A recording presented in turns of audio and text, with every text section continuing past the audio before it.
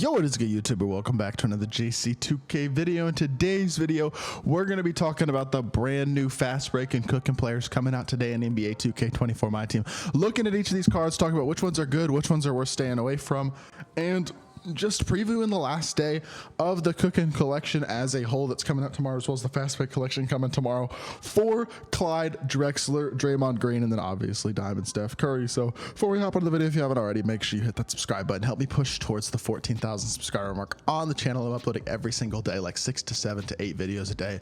Would really appreciate it if y'all do subscribe. With that being said, without further ado, let's hop right into it. Starting off with the lowest overall, which is Sapphire Chandler Parsons, 6'9", 6'9" wingspan. They have him listed as 6'9", not 6'10". That's okay though. This card looks pretty nice. 73 speed and excel, 84 shot 3, 70 driving dunk. Defensively, he's horrible, but I asked for him to be a solid offensive card and have decent-ish speed in addition to some shooting ability, and he does. He can dunk open, he's got decent enough speed, and he's a really good shooter with really good shooting badges, plus good size at the 3 at 6'9". Will he play any defense? No. Is he still a decent card? I think so, especially if you have a 2 guard who can defend next to him, if you're running a 3-and-D lock, or even a guard who can be a lock like a Jason Kidd as well. Those types of guys will fit really, really well next to this Chandler Parsons card because he may play no defense at all. He's going to probably be your worst defender, but in terms of a budget card, offensively, he should be really solid. So we'll definitely try him out today. Jamal Wilkes is a 6'6", 6'9" wingspan at shooting guard, 80 speed and excel, 54 shot 3 for a shooting guard is super low. Oh my gosh.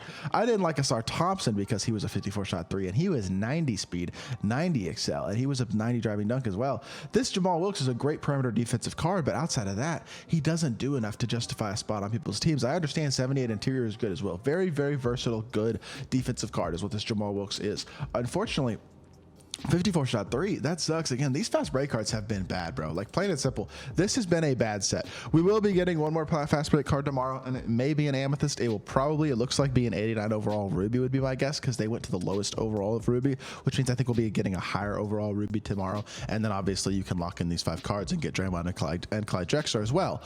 And we'll be talking about how to get this card in a little bit, but none of these cards are good. I'm gonna be honest, not a single one of these cards is actually a good card. I did not mean to open that. Not a single one of these cards is actually a good card in my team. I would not recommend actually using any of these cards. We're completing them for Draymond and Clyde, but we're not doing them because we actually think they're good cards. I'm gonna be honest, because 54 3-ball, bro, that's too low. That takes away from what could have actually been a pretty good shooting guard card too, like actually a very good shooting guard card. Now, Latrell Sprewell is the card that I'm most excited about for today, to be completely honest. 6'5", 6'8" wingspan, 77 speed and excel is a little low, but versatile defender, good interior, solid defensive badges, including gold clamps, silver challenger, chase downers, glove interceptor, pick dodger, pogo stick.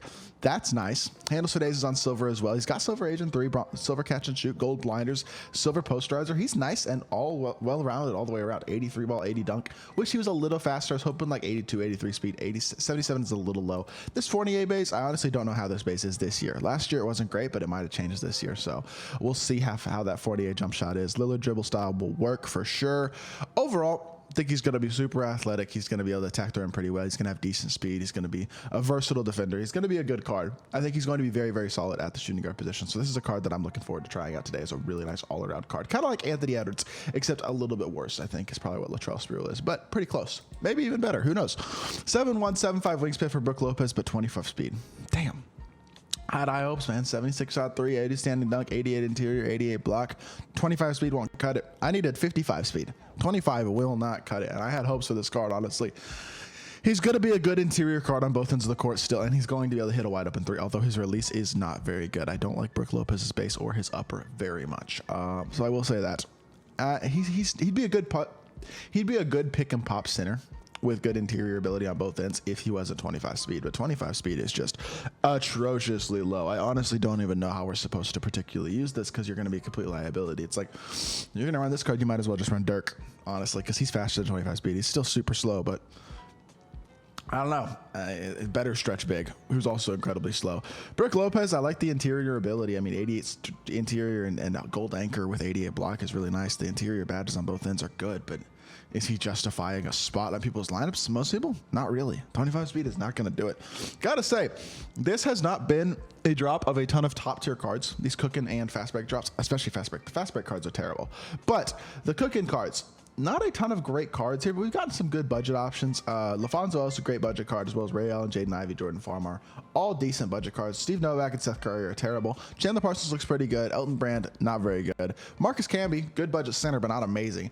And then these three rubies are all mediocre in their own way. So Latrell Sprewell's probably the best of the three. He's going to be pretty good today. Brooke Lopez would be good if he was fast, but he's crazy slow. And then Chris Mullen is a good card, elite shooter, but doesn't do much else besides shoot the ball, and he's very, very slow. So I was impressed with him when I did gameplay with him yesterday, but that does not make him a great card all the way around. Overall, this is not the best set, to be completely honest, but we have one more day coming tomorrow. My assumption for tomorrow is that we will see 1 amethyst and 2 rubies for the cooking collection, and then the fast break player will be another high ruby probably. I don't think they're going to give us another free amethyst out of this fast break collection, considering we're already getting 2 with Clyde and Draymond. So I'm not that worried about that, though. I think that's totally fine if that's the case. I just hope that we see a couple of good cards tomorrow, a couple of good rubies, and a solid amethyst to make this collection a little bit more worth it, with some cards that you might actually run in your lineup, so you're not literally just locking in for Steph. Because it would be nice to have at least 1 or 2 more cards that I feel like can make my lineup. I don't even have to have the best team in the game, but let's just say, I just want a quick thought exercise, and I'm going to actually make a video, I think, specifically tomorrow on if it's worth locking in Steph Curry, and actually give y'all my serious opinion. But with that being said, let's just say point guard position, you are able to lock in Steph, and that's what you're targeting tomorrow. So we're going to throw Steph in here. We can go with budget guards everywhere else pretty much. Dylan Brooks at the 2 is free. Cam Whitmore at the 3 is free, and Jabari Smith at the 4 is free. You then pay for Anthony Davis, who's going to be the best big in the game besides Shaq, and then you go with cheaper backups as well. Well, at this point, if you haven't grinded out Kyrie, that's honestly kind of your fault. I'm going to be honest, because it's really not that hard to get him, especially with all the double XP coins and the ret glitch and all that stuff. You grinded out Brandon Roy, so let's say you're making really good progress this season. You've been grinding the game a lot. You got B-Roy, you got Kyrie, you lock in Curry. If you grinded out B-Roy, you probably have enough MT to lock in Curry if you haven't locked in other stuff as well. You get AD at your center. You get Giannis backup center because you bought the 999 Pro Pass or whatever, although there are options to replace Giannis. Say you don't have Giannis, you throw in an Alonzo Mourning there. At the 4, we need another power forward, and at the 3, we need a backup small forward. We're going to go with Emerald Jordan Walsh right here, and then backup power forward can be literally, I don't think it really matters that much who this is. We'll say Amari Stoudemire, but it really doesn't matter. Some solid Ruby Lamar Odom. He's not locking in for one of these players. Oh, I guess he is. He's a legendary path player too.